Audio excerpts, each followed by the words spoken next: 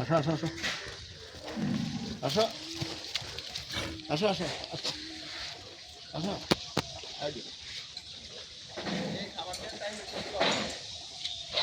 আসো আসো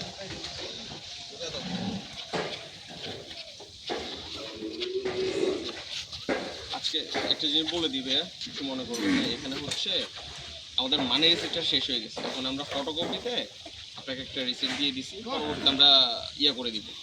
ঠিক আছে? হ্যাঁ, আর ডিউটিটা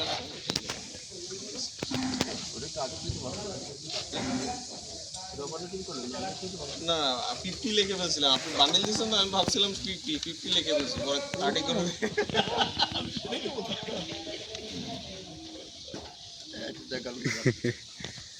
আমি ইয়ে করি নাই, চিন্তা করি নাই যে ওখানে কত হবে, আমি 50 লিখে ফেলছি। না তারপর তো আমাদের একটা হিসাব। আমি একটা কথা বলি ঠিক আছে, আমি দীর্ঘদিন রক সিমেন্টের ব্যবসা করছি। হ্যাঁ, রক সিমেন্টের বেশি কি জানেন,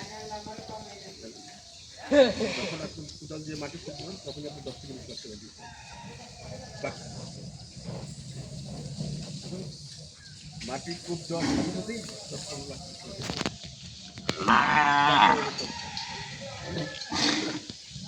তারপর 3 তলা যখন হয়ে যাবে, তারপর আমি ওই গুটি যেমন না তখন তখন আমি তার এবার টাকা এবার আসতে তো আমাদের এই জায়গা কিন্তু অনেক যত করছিল গাড়ির ব্যবসা করি, গাড়ির ব্যবসা করতেছি। আবার আছে অনেক গাড়ি তেল দিয়ে এগুলো সব ব্যবসা দিচ্ছে এমনভাবে দিচ্ছে ওই গাড়ি কোথায় আছে আমি বলে যাবো, কোথায় রাখে তাও জানি, কয় হাতে চালা তাও জানি,